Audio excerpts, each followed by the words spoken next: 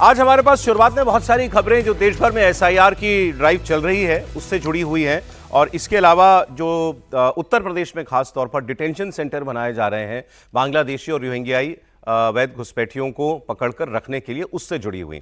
तो शुरुआत में पहले आपको मैं यूपी की खबर बताता हूं, जहां पर इन घुसपैठियों को लेकर के उत्तर प्रदेश की सरकार अब फुल एक्शन में है। मुख्यमंत्री योगी आदित्यनाथ ने प्रदेशवासियों के नाम कल एक चिट्ठी लिखी थी, जिसमें उन्होंने बड़े साफ साफ शब्दों में कहा कि घुसपैठियों को बर्दाश्त नहीं किया जा सकता। घुसपैठियों के लिए उत्तर प्रदेश में 17 डिटेंशन सेंटर बनेंगे और ये सारे डिटेंशन सेंटर यूपी के 17 नगर निकायों में बनने वाले हैं।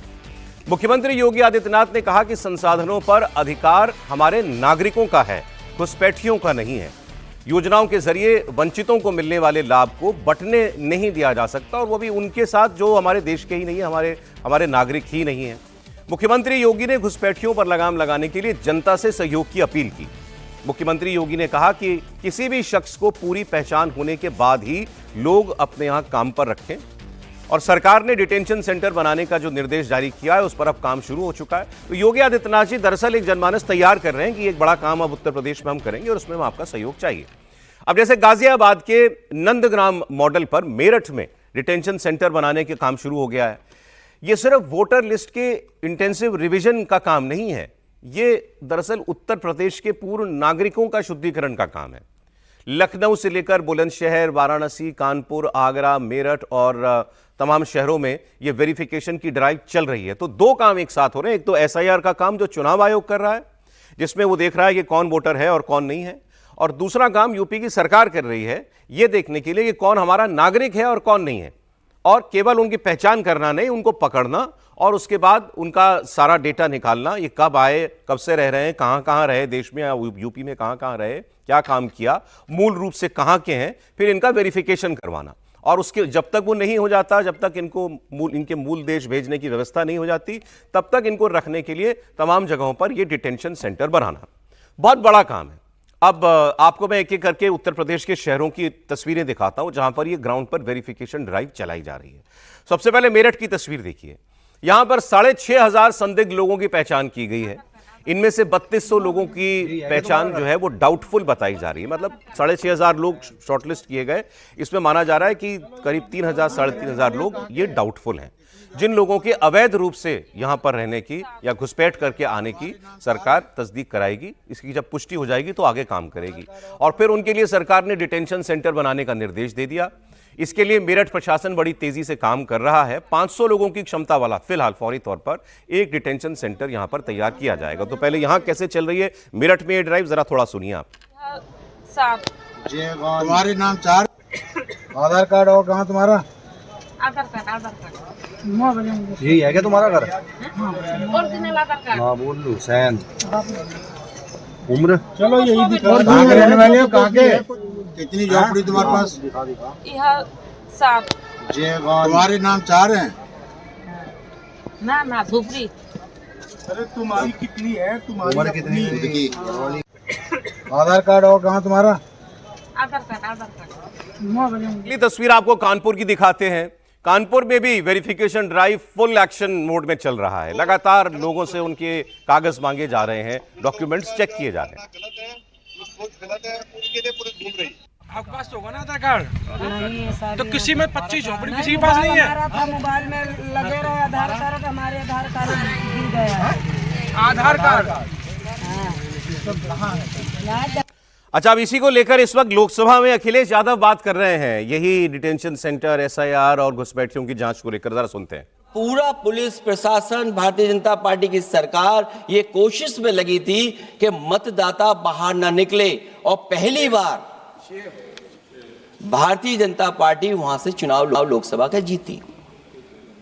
ये बाई इलेक्शन लोकसभा की बात कर रहा हूं मैं, और एक एक घटना की सूचना हम लोगों ने इलेक्शन कमीशन को दी है। एक एक घटना के पुलिस क्या कर रही है, पुलिस कहां बैरिकेडिंग लगाई है, पुलिस कहां रोक रही है, कौन पुलिस का अधिकारी कहां जा रहा है, डीएम क्या कर रहे हैं, कमिश्नर क्या कर रहे हैं।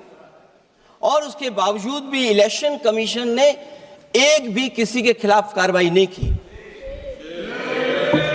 अध्यक्ष महोदय, जब हम ये बात समझ गए कि इलेक्शन कमीशन बायस्ड है,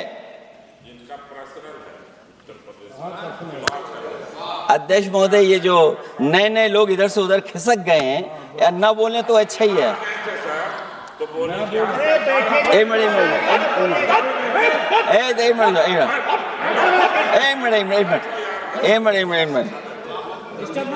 मिनट अध्यक्ष महोदय, पर अध्यक्ष महोदय, मेरा ये आग्रह है अखिलेश ये जी अध्यक्ष से। महोदय ये कुछ जानते नहीं है। अध्यक्ष महोदय, माननीय सदस्य कुछ जानते नहीं है, ये ना पढ़े लिखे हैं ना कुछ जानकारी रखते हैं। ये मैं ये कह रहा हूँ, मैं ये बात इसलिए कह रहा हूँ, ये अनपढ़ इसलिए हैं अध्यक्ष महोदय, मैं ये बात इसलिए कह रहा हूँ कि जो जो घटनाएं मैं बता रहा हूँ, मैंने एक एक घटना इलेक्शन कमीशन को टैग किया है, एक एक वीडियो इलेक्शन कमीशन को दिया है, एक एक। अब अखिलेश जी लोकसभा में चुनाव आयोग के ऊपर आरोप लगा रहे हैं कि चुनाव आयोग बायस्ड है, और वो किसी उपचुनाव का उदाहरण दे रहे थे। वो शहर का नाम सुन नहीं पाए, हो सकता है वो कुंदरकी की बात कर रहे हो, क्योंकि उन्होंने कहा कि कानपुर की जो एक सीट थी ना, जिस पर हाँ, उनके मुस्लिम कि विधायक पहली बार बीजेपी ये सीटें जीती, तो कैसे जीती? क्योंकि वोटरों को बाहर नहीं निकलने दिया गया।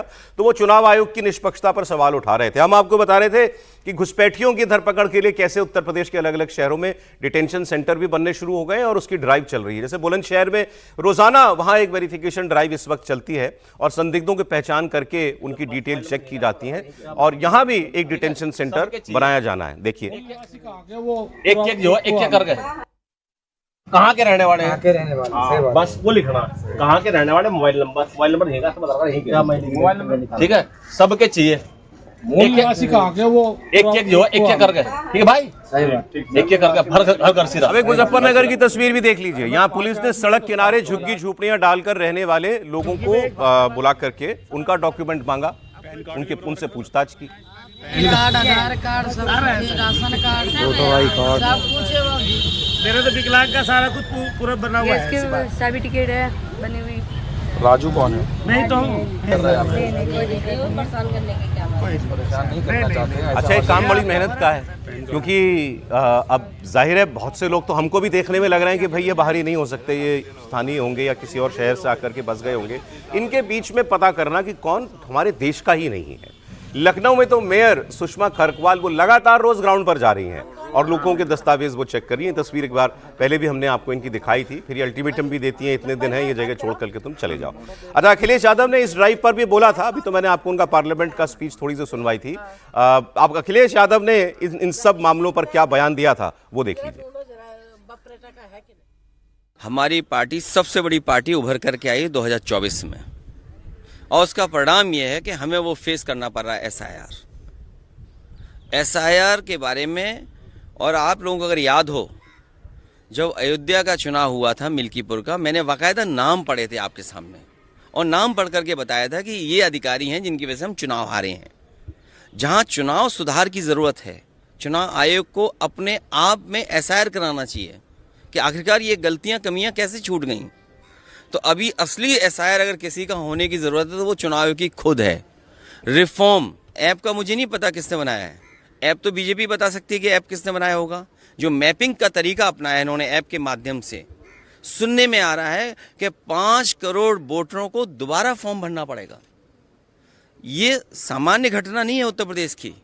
अगर 5 करोड़ लोग दोबारा फॉर्म भरेंगे तो सोचो कितने तकलीफ और परेशानी में लोग होंगे। दिल्ली का एक वोटर, कोई सांसद, 2 जगह। अब अखिलेश जी ने कहा 5 करोड़ लोगों को उत्तर प्रदेश में फॉर्म भरने पड़ेंगे। एसआईआर का मतलब ही ये है। एसआईआर में केवल एक कट ऑफ डेट होती है, जो पिछला एसआईआर हुआ, जो इस केस में 2002-2003 है। उस तिथि पर जिन लोगों के परिजनों के नाम दर्ज है या माता पिता का नाम दर्ज है, उनको कोई फॉर्म नहीं भरना। उनके अलावा सबको फॉर्म भरना है।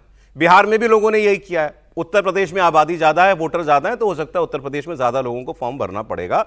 लेकिन एसआईआर जब भी होता है, आज से 22 साल पहले भी जब भी हुआ था, तब भी एसआईआर में लोगों को यूं ही फॉर्म भरने पड़े थे। 2 अलग अलग काम हो रहे हैं त्रिपाठी जी। इनको अखिलेश जी का ज्यादा एतराज जो है एसआईआर पर है और चुनाव आयोग के काम करने के तरीके पर है, और साथ में जो ये यूपी पुलिस जो है ये डिटेंशन सेंटर बना रही है। अच्छा हाँ, इस पर भी उन्होंने कहा कि डिटेंशन सेंटर में तो पहले चुनाव आयोग के लोगों को रखो, ये काम ठीक नहीं कर रहे हैं हम। नहीं, विचित्र सी बात अखिलेश जी कर रहे हैं। और मैंने एक दिन बड़ी प्रशंसा की थी कि अखिलेश यादव ने बीएलओ के साथ बैठकर वो एसआईआर वाला जो फॉर्म है उसको भरा, और मैंने कहा कि हर पार्टी के नेता को करना चाहिए। राहुल जी भी ये कर दें तो थोड़ा सा जो आशंकाएं हैं, और बीएलओ तो जान भी गंवा रहे हैं, मैं बार बार कह रहा हूँ, उस पर जांच होकर उसका सारा मामला सामने आना चाहिए कि क्या क्या है। लेकिन अब जो कह रहे हैं अखिलेश यादव, ये थोड़ा सा चिंताजनक है। अखिलेश यादव कह रहे हैं कि चुनाव आयोग के लोगों का पहले एसआईआर हो, पहले चुनाव आयोग के लोगों को डिटेंशन सेंटर।